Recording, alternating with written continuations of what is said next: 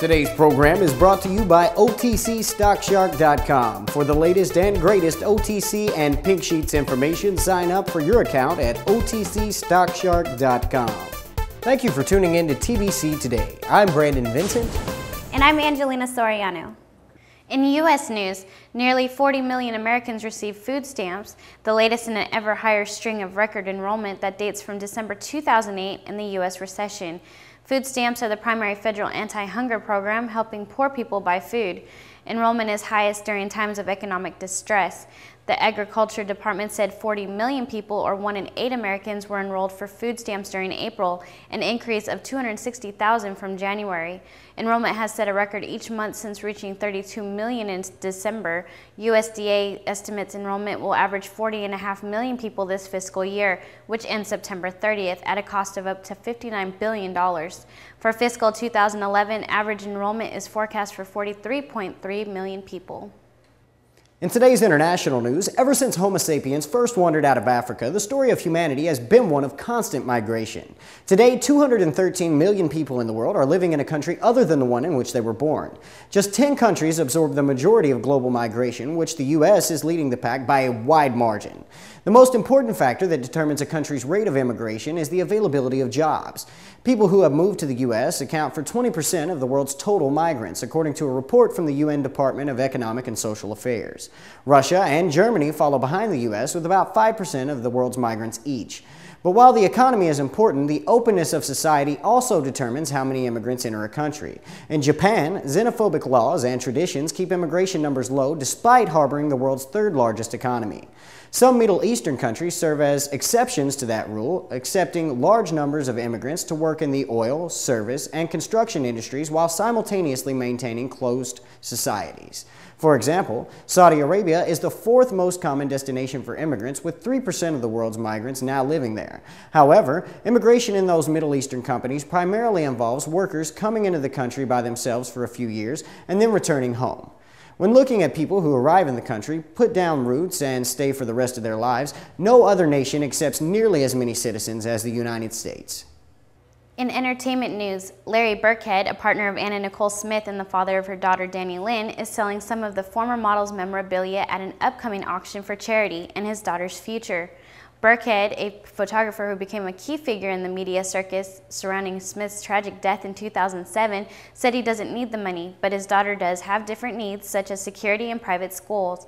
Burkhead said he has spent the last 3 or 4 months buried in a storage bin, archiving and cataloging Smith's possessions. He created piles of items to be sold and piles to be held for Danny Lynn as keepsakes of her mom.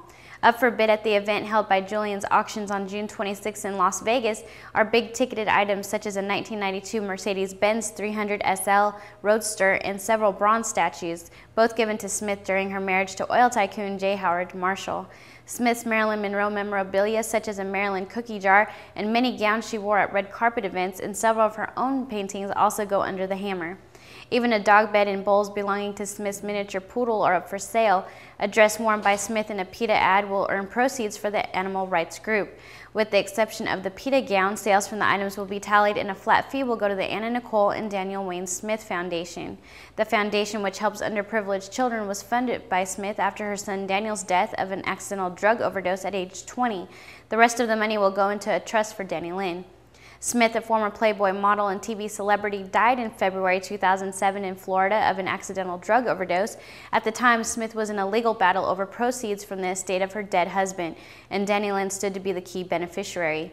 But just this past March, a federal appeals court ruled Smith's estate was not entitled to any of the $300 million she sought from Marshall's estate. Last week, an appeals court denied a request to reconsider the decision. Burkhead said he raises her as a single father without any outside help or nannies. They divide their time between home in Kentucky and Los Angeles. Julian's Auctions conduct the auction on Saturday, June 26th at Planet Hollywood Resort and Casino in Las Vegas. These are the most powerful songs of all time. Time Life presents Classical Power on 5 CDs for just $29.99. But wait, order in the next 10 minutes with your credit card, and we'll cut the price to just $14.99.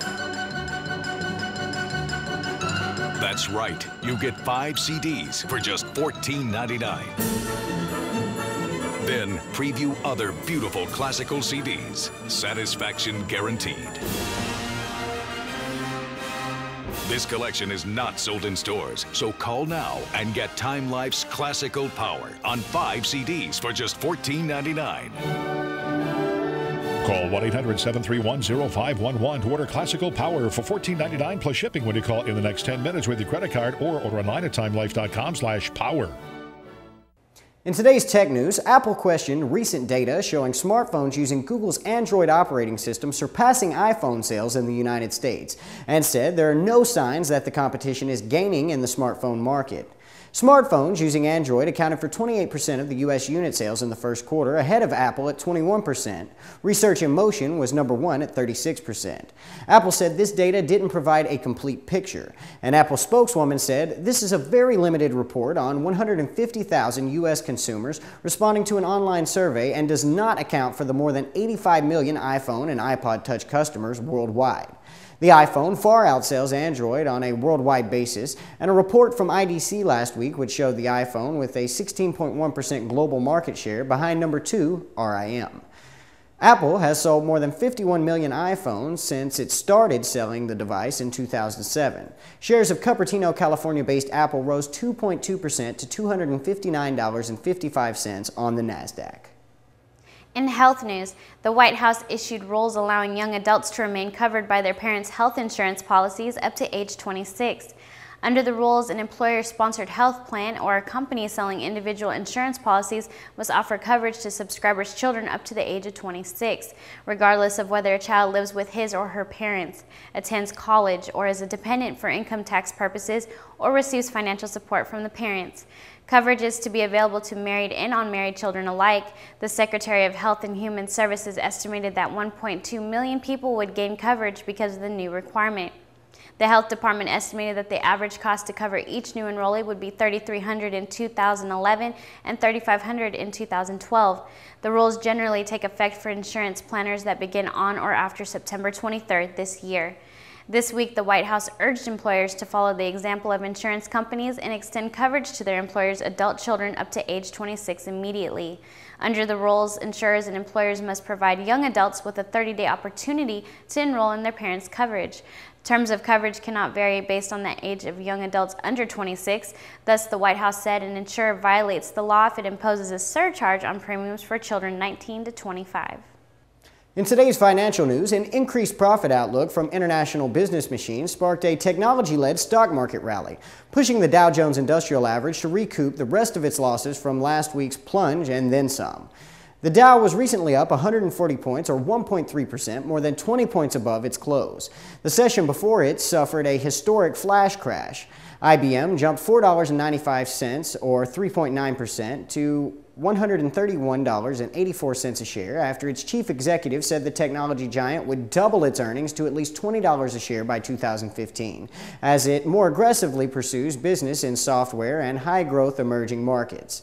Because IBM is easily the Dow's most highly priced stock, its gains had an outside effect on the average, accounting for more than a quarter of its point gain. Other blue-chip technology components also posted big gains. Intel climbed 3.3%, while Cisco Systems gained 2.6% and Hewlett-Packard rose 2.4%. Meanwhile, bank stocks fell as the Senate debated regulatory overhaul legislation adopting new mortgage underwriting rules and an amendment to retain the Federal Reserve's oversight of community banks. JP Morgan Chase fell 0.8%, while Bank of America slipped 0.3%. The NASDAQ Composite rose 1.9%, helped by a 2.1% gain in Apple. American depository shares of China-based search engine Baidu rose 8.3%. The S&P index rose 1.2% with all of its sectors in the black. The technology and industrial sectors gained, boosted by data reflecting economic growth in Europe. Thank you for tuning in to TBC Today. I'm Brandon Vincent. And I'm Angelina Soriano.